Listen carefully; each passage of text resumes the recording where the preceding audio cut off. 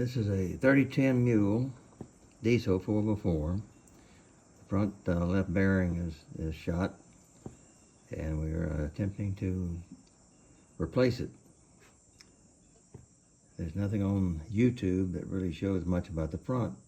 There's an awful lot of videos about the rear bearings and replacements. The biggest problem we have at the moment is we have a sway bar here that's all the way down, bottomed out, and so this sway bar will not drop out here. So we're going to have to raise this up to get clearance to drop the sway bar. And then what we have to do is come up here, and this is already loose, but we're going to have to open it up a little bit. It's a squeeze joint, so we can slip out the shock absorber. Once we get that out, then we can put it on the vise and knock out the bearings on both sides.